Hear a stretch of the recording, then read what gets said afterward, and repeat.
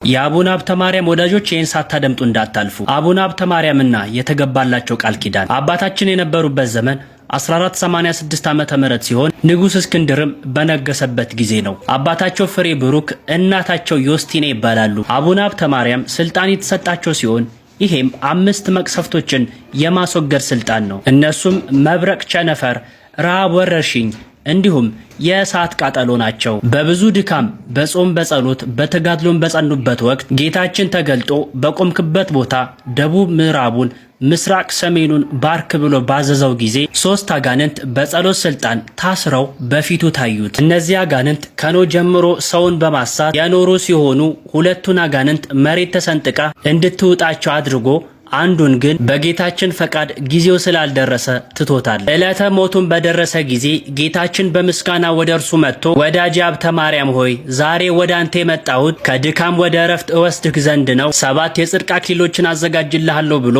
ቃል ኪዳን የገባለት ሲሆን እነሱም አንደኛ ስለ ንጹህ ድንግልና፣ ሁለተኛው ደግሞ ዓለምንና በውስጥ ያለውን ንቀ በመኖር፣ ሶስተኛ ስለ ፍጹም ምንኩስና፣ አራተኛ ደግሞ ዘወትር 4ቱን ወንጌላት በማንበብህና በመጸለይ፣ አምስተኛ ስለኔ ብለህ ስለተራብከው፣ ስድስተኛ ደግሞ በጾም ስለተጋደል፣ ሰባተኛ ቂምና ጥላቻን ትዕቢትንና ትምክህትን በልብ ውስጥ ባለማስቀመጥ እንዲሁም ስለ ንጹህ ተልእኮ ክህነት ስለ ንጹህ መስዋዕት ነው ብሎ ጌታችን ለአባታችን ለአቡነ ሀብተ ማርያም ድንቅ የሆነ ቃል ኪዳን ሰጥቶታል። ስለዚህ በቃል ኪዳን ያመነውን ገድልን ለሚጽፍ ለሚያጽፍ ስሙን በመንግስተ ሰማያት እጽፈዋለሁ ብሎ ነግሮታል። እንዲሁም በስም ወይንን፣ ዕጣንን፣ ህብስትን፣ ቀዝቃዛ ውሃንም ጭምር በስም መባ የሰጠውን በመንግስተ ሰማያት ከቅዱሳኖች ጋር በደስታ ኖረዋለሁ።